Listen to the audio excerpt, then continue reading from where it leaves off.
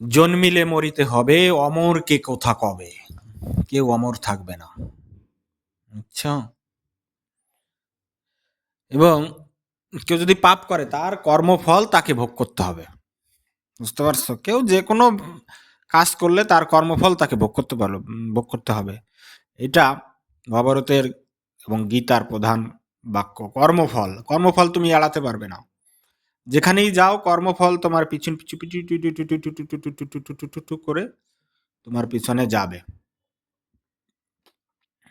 তো এবং কোন পাপ করলে কোন শাস্তি হয়? হ্যাঁ, পাপ তো মেলা প্রকার আছে। এখন বিশ্ব দেবব্রত ভীষ্ম মহাভারতের, হ্যাঁ, পিতামহ ভীষ্ম যখন সরসজ্জায় বসে থাকলো, মানে মনে শিখণ্ডী তার মৃত্যুর অভিশাপ, অম্বা, যার নাম অম্বা, অম্বা, অম্বালিকা, অম্বিকা, তো এর নাম তো অম্বা, শিখণ্ডীর নাম তো ছিল অম্বা। অম্বার অভিশাপে ভীষ্ম সরসজ্জায়। তখন যুধিষ্ঠির, অর্জুন, ভীম, নকুল, সহদেব এরা গেছে তার কাছে, যাইয়া বিভিন্ন বিষয়ে জ্ঞান লাভ করছে, রাষ্ট্রচালনা, নৈতিকতা, রাজকার, সেনা পরিচালনা, সবকিছু। তখন বিশ্বকে যুধিষ্ঠির জিজ্ঞেস করছে যে মানুষ যে পাপ করে, পাপের শাস্তি কি? নরকে যে মানুষ কি শাস্তি পায়, বুঝছো? তো সেখানে এসে বিশ্ব কিছু পাপের কথা বলছে যে এই পাপ করলে এই শাস্তি, সবকিছু তো বলে নাই, কিছু বলছে, যেগুলো আমি তোমাকে আজকে শোনাবো, তাই না? কি কও, শুনতে চাও নাকি? হুম, হ্যাঁ। প্রথমত বলছে যে ব্রাহ্মণের সম্পদ, অর্থাৎ যে সম্পদ হরণ করে, হ্যাঁ, যেটা কথা বলে না, পরের নারী, পরের গাড়ি, পরের বাড়ি হরণ করতে হয় না, তাহলে সে সারা জীবন সেটা দেখে এবং দীর্ঘশ্বাস ফেলে যে ওইটা আমার ছিল। হুম, তাহলে যে সম্পদ হরণ করে তার পাপের শাস্তি কি? এক প্রকার শাস্তি আছে না, তার পাপের শাস্তি হলো তারে ধইরা আগুনের ভিতরে ফেলে দিতে হবে, ফেলে দেয়, এবং সে শত শত বছর সেখানে পুড়ে পুড়ে যন্ত্রণা ভোগ করে। কি করে? তারে আগুনে ফেলে দেয় এবং শত শত বছর সেখানে সে পুড়ে পুড়ে যন্ত্রণা ভোগ করে। এবার আসছে কি, যে নিন্দা করে, কি কয়, মানুষের নিন্দা করে, অর্থাৎ চগলখড়ি করে, ঠিক আছে?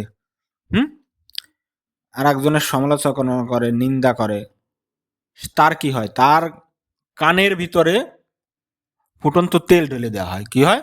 ফুটন্ত তেল ঢেলে দেওয়া হয়, যে শালা তুই খালি শুধু মানুষের নিন্দা করেছিস, মন্দ করেছিস, সমালোচনা করেছিস, তোর কানের ভিতর ফুটন্ত তেল ঢেলে দেওয়া হয়। হ্যাঁ, আর এক আছে কি, যে যারা মন্ত্র বিক্রি করে, যেমন বেদের মন্ত্র আছে, মন্ত্রজীবী বলে না, মন্ত্রজীবী, হ্যাঁ, যে পূজা অর্চনা করে কিন্তু এটাকে বিক্রি করে, অর্থাৎ ধর্মকে যারা বিক্রি করে, ধর্মকে যারা জীবিকা করে বেঁচে থাকে, তাদের এক ধরনের নরক, যেখানে কুম্ভী পাক নরকে ফেলা হয়, যেখানে আগুনে, ওই যে সম্পদ ধারণ করলে যেমন আগুনে ফুটতে থাকে, এইরকম তারে পাত্রে ফেলাইয়া ফুটানো হয়। ভাজা ভাজা মাছ যেমন ফ্রাই করা হয়, ডিপ ফ্রাই, ওই রকম এদেরও ফ্রাই করা হয়। হ্যাঁ, এবার আর যে কি, দেবতার দ্রব্য যে নিজে ভোগ করে ফেলে, অর্থাৎ ঈশ্বরের কাছে সমর্পিত, ঈশ্বরের নামে কোনো দ্রব্য নিল, হ্যাঁ, যে ঈশ্বরের নামে তুমি এই বাড়িটা দান করে দাও, এই বাড়ি সে নিজেই সে ভোগ করে নিচ্ছে। একে সে মন্ত্র বেচছে, আবার সে ঈশ্বরের নামে কোনো কিছু দিচ্ছে, ঈশ্বরের নামে একটা ফল দিচ্ছে, সে সেটা নিজে খেয়ে ফেলছে। মানে ঈশ্বরের নামে ব্যবসা করে সম্পদ সে আহরণ করতেছে। তার শাস্তি কি? তার শাস্তি হলো, একটা বন আছে যেখানে গাছের বদলে আছে তরোয়াল খাড়া করা। কি?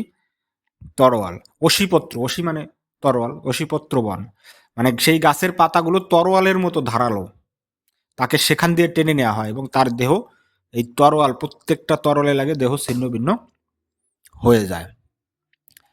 কিন্তু এরপরে আরো আছে, এখানেই শাস্তি শেষ না, এখানে তো অল্প কয়েকটা পাপের কথা বলা হয়েছে। হ্যাঁ, এরপরে আছে কি, এখানেই শাস্তি শেষ না, এরপরে হচ্ছে কি সেই জন্ম তার পাপ অনুসারে তাকে পুনর্জন্ম নিতে হবে।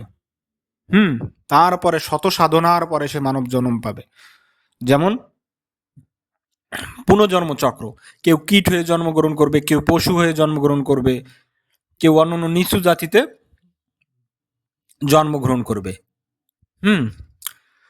তো এইভাবে যে সম্পদ লুট করে সে শত শত বছর ধরে যন্ত্রণা ভোগ করবে, যে ব্রাহ্মণকে অপমান করে সে জন্ম জন্মান্তরে ঘুরতে থাকবে। এই জন্য বলছে যে কর্মের বিচার, কর্মফল, এটা থেকে কেউ এড়াতে পারে না। তাকে এই জন্মান্তরে ইতর প্রাণীর গর্ভে জন্মগ্রহণ করতে হবে। করে করে কেউ শুকর হয়ে জন্মাবে, কেউ পশু পাখি হয়ে জন্মাবে, কেউ প্রাণী হয়ে জন্মাবে। এইভাবে সেই প্রাণীর যতক্ষণ না তার পাপ ছিন্ন হয়, শেষ হচ্ছে, সে এইভাবে ঘুরতে থাকবে। এরপরে তার যখন পাপ শেষ হয়ে যাবে তখন সে মানব জন্ম হিসেবে জন্ম গ্রহণ করতে পারে। এই জন্য বলছে বীজ থেকে যেমন গাছ জন্ম নেয় তেমনি পাপ থেকে জন্ম নেয় কি যন্ত্রণা। কি না, মানুষের পাপ থেকে জন্ম হয় যন্ত্রণা। তো এখানে আবার একটি তিনি পথ দেখালেন, যে পাপ করছে এর থেকে মুক্তির পথ আছে না, মুক্তির পথ আছে। সেটা হলো সত্য, ধর্ম এবং জ্ঞান। সত্য কথা বলতে হবে, ধর্মপথে চলতে হবে, জ্ঞান লাভ করতে হবে। ধর্মীয় জ্ঞান, প্রকৃত যে ধর্মীয় জ্ঞান, মহাভারত পড়তে হবে। সদা আচরণ করতে হবে, কারো ক্ষতি করা যাবে না, কারো সমালোচনা করা যাবে না, কারোর সম্পদ হরণ করা যাবে না, মিথ্যা কথা বলা যাবে না। বুঝতে পারছো? এগুলো মানে চলতে হবে। ঠিক আছে, তুমিও মানবে, আমিও মানবো। ওকে, শপথ করো এগুলো মেনে চলবো। এই জন্যই বলছে কি, এই পৃথিবীতে একমাত্র কর্মই সত্য। বিশ্বের এই বাণী শুধু গল্প না। এটা আজকে তোমার বললাম যে গল্প না, এটা হচ্ছে আয়না। অর্থাৎ তোমার আয়না তুমি নিজেই তৈরি করবা। তোমার আয়না তুমি যেভাবে তৈরি করবা সেইভাবে তুমি নিজেকে দেখতে পাবা। যেমন গয়না পরবা তেমন আয়নায় প্রতিচ্ছবি হবে, যেমন কর্ম করবা তেমন ফল হবে। ঠিক আছে? সত্য বল, সুপথে চল ওরে আমার মন। সত্য বলবা, সুপথে চলবা। ঠিক আছে, কারো সম্পদ হরণ করবা না।